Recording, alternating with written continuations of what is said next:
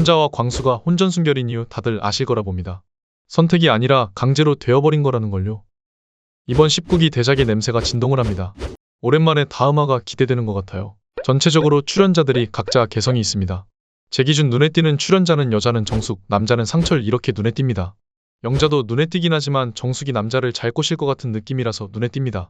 개인적으로 영자는 빨간색 마틸다 머리 하지 말고 사진에 나왔던 금발이나 애쉬그레이로 길게 했으면 더 괜찮았을 것 같아요. 원래 머리 색깔 빨간색이나 보라색은 일반인들 기준으로 보여지는 나이를 5살 이상 올려버리기 때문에 안 하는 게 낫습니다. 출연자별로 제가 느낀 느낌입니다. 첫 번째 영수. 일단 그냥 재미없어 보입니다. 무슨 말만 하면 아주 진지하게 대답할 것 같은 느낌이죠. 영수는 한양대학교 박사과정을 수료하였다고 합니다. 계속 공부를 하다 보니 연애에 관심이 없었고 30 중반이 돼서야 연애에 눈을 뜨게 되었다고 하죠. 요새 이런 30대들이 꽤나 많은 것 같습니다. 영수는 첫인상만으로 외적인 부분을 놓고 봤을 때 모쏠처럼 보이지는 않습니다. 저녁에 안경을 쓴 모습은 남자들 중 상위 30% 안에 들어갑니다. 저 정도 외모면 최소 첫인상은 무난하게 통과할 수 있습니다. 일반적으로 남자들은 안경을 안 쓴 게 나은데 영수는 안경을 쓴 게 더 나아 보입니다. 만약 제가 여자 출연자라면 저 중에 첫인상은 영수 2등 고를 것 같습니다. 이런 이미지의 경우 침착함을 유지한다면 여성들에게 매력을 줄 수 있습니다. 하지만 예고편 장면들로 유추해보면 바이브를 유지하지 못하는 걸 봤을 때 끌림을 줄 수는 없어 보입니다. 게다가 컴퓨터만 사용하고 사람들과 교류가 별로 없다 보니 사회적 지능 자체가 조금 떨어질 것으로 예상됩니다. 여자가 싫어하는지 좋아하는지 전혀 파악을 못해 후반부에 큰 똥을 쌀 것처럼 보입니다. 두 번째 영호입니다. 일단 등장부터 왜 모태솔로인지 알 것 같았습니다. 전형적인 모태솔로 상이죠. 물론 사람은 굉장히 좋아 보입니다. 진짜 순수하고 좋은 사람인 것 같다는 느낌이 듭니다. 아버지가 아프셔서 대신 사과농장을 도맡아 하며 가장 역할을 하느라 연애를 아직까지 못했다고 하죠. 아직까지 여자 손을 한 번도 잡아본 적이 없다고 하네요. 모쏠 탈출하려면 옷이나 머리를 좀 바꿔볼 필요가 있습니다. 표정이나 자세도 그렇고요. 여자들이 남자들보다 외모를 안 보긴 합니다. 하지만 이건 덜 본다는 말이고 같이 다니기 창피하지 않으면 된다는 것입니다. 한낱 휴대폰 케이스를 살 때도 디자인을 보고 사는데 옆에 끼고 있을 남자친구의 디자인을 안 본다는 건 말이 안 되죠. 솔직하게 영호는 여자 입장에서 같이 다니기 쪽팔릴 수도 있습니다. 참고로 저는 나는 솔로 참가자들의 연령대인 30대의 기준에서 말하고 있습니다. 영호는 제가 볼 때는 좋은 분 같아 보이는데 비언어적인 부분과 외형적인 부분도 조금 키우셨으면 좋겠습니다. 세 번째 영식입니다. 84년생 39살입니다. 어머니가 오래전부터 아프셔서 병간호를 계속해 오셨다고 하네요. 첫 화만 봤을 때 딱히 큰 임팩트는 없었던 것 같습니다.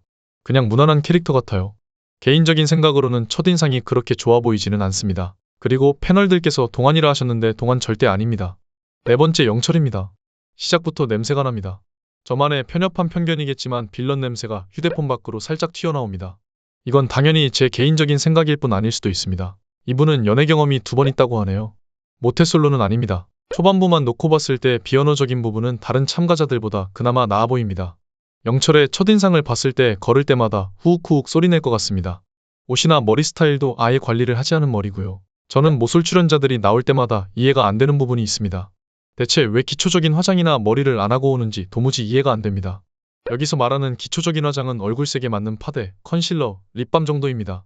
이건 전혀 티도 나지 않습니다. 애초에 모태솔로 남자는 여자에게 끌림을 주기 매우 어렵습니다.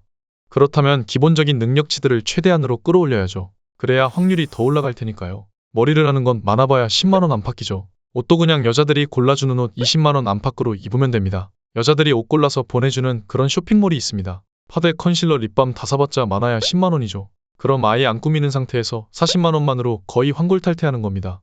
하지만 돈을 많이 벌고 좋은 직업을 갖는 건 매우 오래 걸리죠. 말도 안 되는 가성비인데 30대면서 왜 안 하는 건지 이해를 할 수 없습니다. 아무튼 이건 영철에게만 하는 말은 아닙니다. 다섯 번째 광수입니다. 딱 봐도 굉장히 재미없어 보이며 여자가 남자로 느끼기 어렵습니다. 혼전순결주의자라고 하는데 자발적으로 된 것이 아니라 강제로 된 거죠. 서강대 경제학과, 고려대 법학과 박사 수료 상태라고 합니다. 직업이 뭔지는 모르겠으나 좋을 것으로 판단됩니다. 광수는 걱정이 많아 보이며 비언어적인 부분이 매우 안 좋습니다.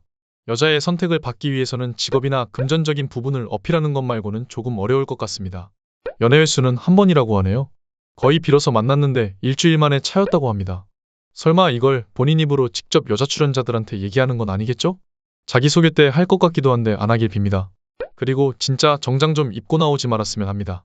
연애 프로에 정장 입고 나온 모습 보면 이 사람은 진짜 재미없을 거라는 인식이 박혀버리죠. 여섯 번째 상철입니다. 외형적인 부분 나쁘지 않습니다.